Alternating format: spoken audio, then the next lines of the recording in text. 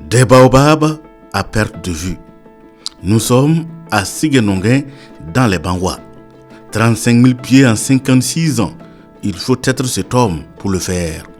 Elhadji Salifou Ouedraogo, puisque c'est de lui qu'il s'agit, investit les terres bois depuis 1968, année à laquelle il décide d'être utile pour la communauté et pour la nature en se lançant dans la plantation de baobabs.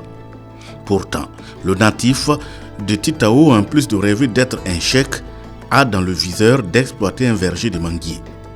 Dès la 3e saison de récolte, les mangues de Salifou pourrissent, mettant fin prématurément à ses choix qui lui donnent seulement 3 000 francs CFA de vente. Le natif de Titao change de fusil d'épaule et décide de se lancer dans la plantation de baobabs. Après un essai de 3 plantes pour la consommation familiale, il retourne sur ses terres à Titao à la recherche des graines de baobab pour en faire une pépinière. Et c'est parti pour une aventure réussie, sommes-nous tentés de le dire ainsi, au regard de la prouesse réalisée.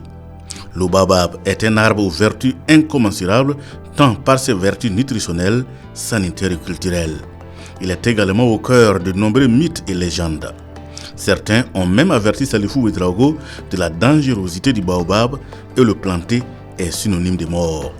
Ces préjugés n'ont entamé en rien la détermination du vieux Salifou qui aujourd'hui constitue un acteur clé dans la lutte contre l'avancée du désert au Burkina. Sur l'ensemble des sites d'exploitation dont il dispose dans la boucle du Mouhoun et au sud-ouest du Burkina Faso, Salifou Ouedraogo dit réaliser 3 récoltes par an. Il commercialise avec des pieds de baobab dont le prix varie entre 2 000 et 5 000 francs CFA. Ses clients viennent du Burkina Faso, du Mali, de la Côte d'Ivoire et du Sénégal.